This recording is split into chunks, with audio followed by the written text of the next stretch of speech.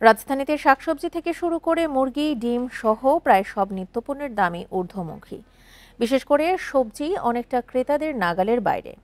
৯০ টাকার কমে কোনো সবজি মিলছে না বাজারে। এদিকে দাম বাড়ার কারণ হিসেবে সরবরাহ সংকট ও বৃষ্টির অজুহাত দিচ্ছে বিক্রেতারা। তবে ক্রেতারা তা মানতে নারাজ। বান্ডেল থাকলে প্রতি সেনমানিতে টাকা বাঁচবে। বিকাশ সেনমানি বান্ডেল কিনে জিতুন প্রতি লেনদেনে। সাপ্তাহিক ছুটির দিনে মোহাম্মদপুর কাঁচা বাজার সহ রাজধানীর কয়েকটি বাজার ঘুরে দেখা যায় বেশিরভাগ সবজির দাম ৯০ টাকার উপরে। পটল, ঝিঙ্গে, বরবটি, ধুন্দল, করলা বিক্রি হচ্ছে ৯০ থেকে ১৬০ টাকা।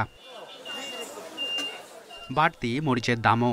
মানভেদে প্রতি কেজি মরিচ বিক্রি হচ্ছে ২২০ থেকে ২৬০ টাকা। টমেটো ও শশার দামও বাড়তি।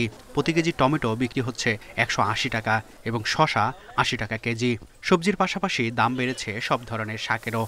অন্যান্য দিনে আমি বাজার করি একটা রকম রেট, কিন্তু শুক্রবার সকালে এসে দেখি আসলে অন্যরকম। কোনো রকম চলি।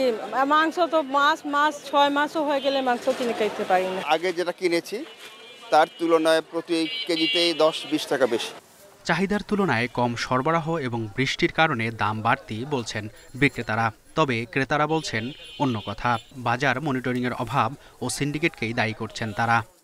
বৃষ্টিতে নষ্ট হইতেছে আর তার ফসল কম হইতেছে, এইখানে দাম বাড়ছে। যারা বাজার নিয়ন্ত্রণ কমিটি আছে, আমার মতে তারা এদিকে দৃষ্টি দেওয়া উচিত। তদারকি নাই, কোনো মনিটরিং নাই। এগুলি তো আসলে দেখার কেউ নেই, আমাদের এগুলি কপাল, আর কিছু করার নাই আসলে।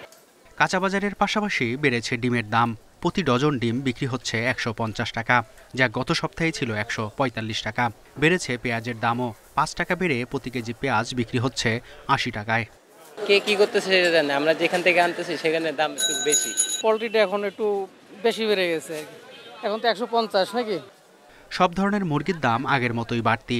ব্রয়লারের কেজি বিক্রি হচ্ছে ১৮০ টাকা আর সোনালি ৩০০ টাকা কেজি। তবে এখনও আমদানির প্রভাব পড়েনি চালের বাজারে। বিক্রি হচ্ছে আগের বাড়তি দামেই। মিনিকেট চালের কেজি ৭৬ থেকে ৮৫ টাকা, নাজির শাইল ৮৫ থেকে ৯২ টাকা এবং মোটা চাল বিক্রি হচ্ছে ৫৫ থেকে ৬২ টাকায়।